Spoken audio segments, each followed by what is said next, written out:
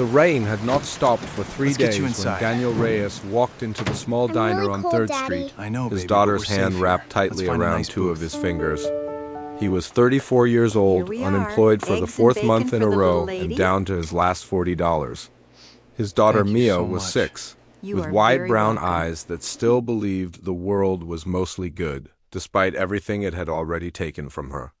Her mother had died 18 months ago, and since then, Daniel had been fighting a battle that no resin workshop or job fair could prepare him for, the battle of being both parents at once, of holding a child's hand while his own was shaking. He had seen the flyer taped to the diner's window, help wanted. Kitchen staff asked for Eleanor, and something about the handwriting, careful and old-fashioned, made him stop walking.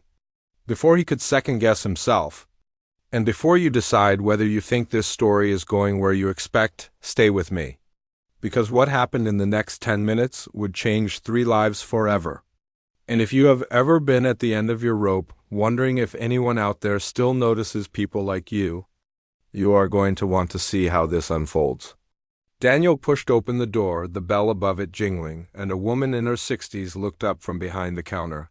She had silver hair pulled into a loose bun, flour dusted on her apron, and eyes that seemed to measure a person not by their clothes but by something deeper.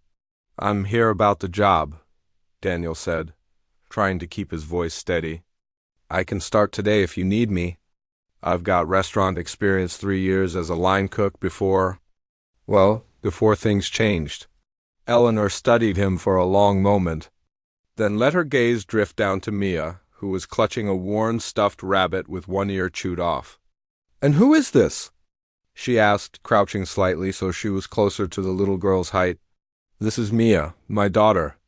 I'm sorry I couldn't find a sitter. I know that's nuts." "Sit," Eleanor said, not unkindly, gesturing to a booth. "Both of you. You look like you haven't eaten a real meal in days."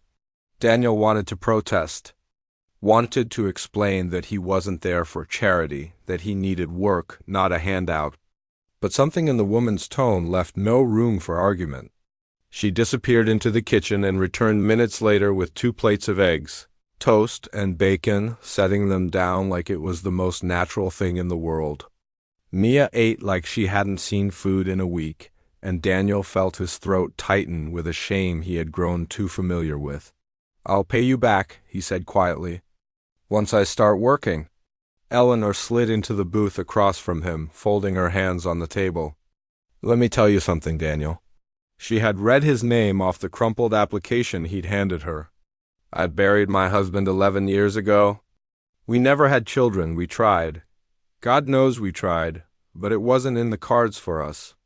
I've run this diner alone since he passed, and I built it into something because I had nothing else to pour myself into." She paused, glancing at Mia, who was now humming softly to her rabbit. "I don't need a line cook, Daniel.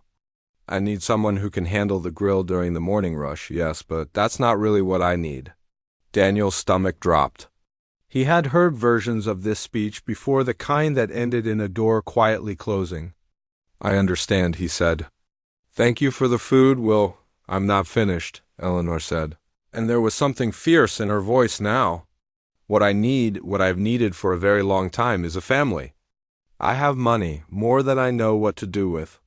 This diner has done well, and a house 3 blocks from here with 4 empty bedrooms that haven't heard a child's laughter in longer than I care to admit."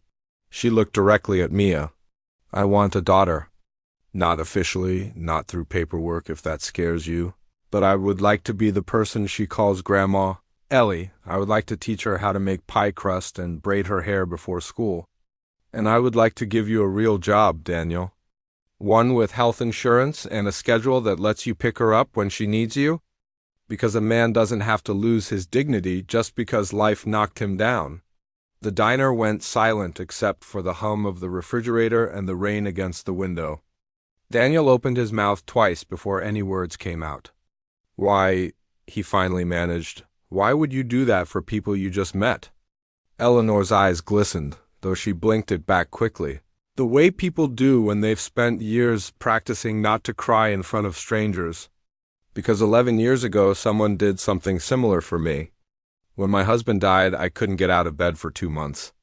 A neighbor, a woman I barely knew, showed up every single morning with breakfast and sat with me in silence until I could speak again.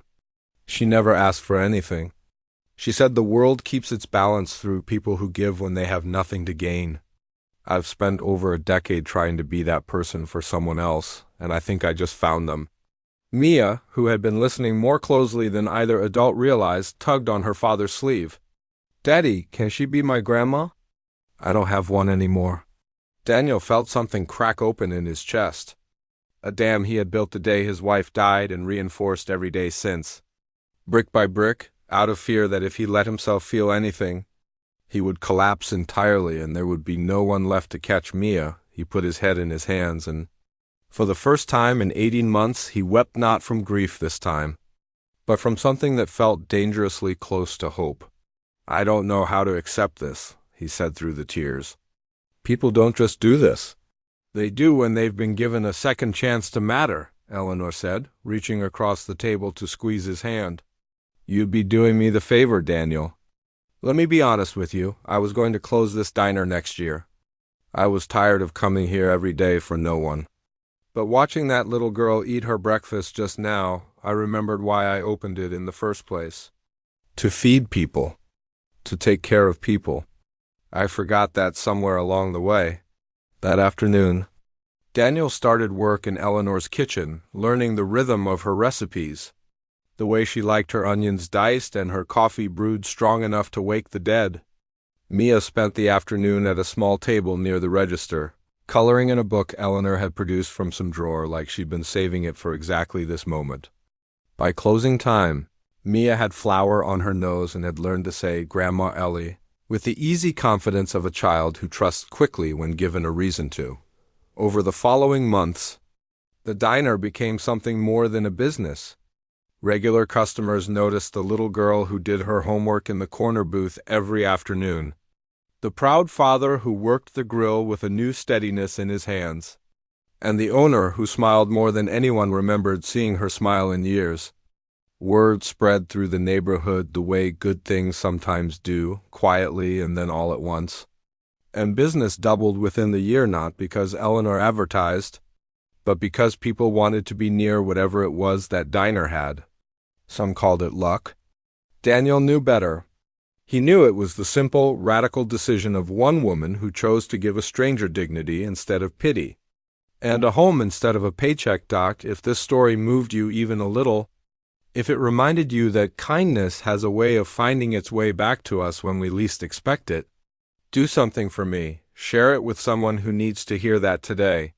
Hit that subscribe button so more stories like this reach you, and leave a comment telling me who in your life has been your Eleanor. Because somewhere out there tonight, someone is standing outside a door they're afraid to walk through, and all they need is one person brave enough to open it.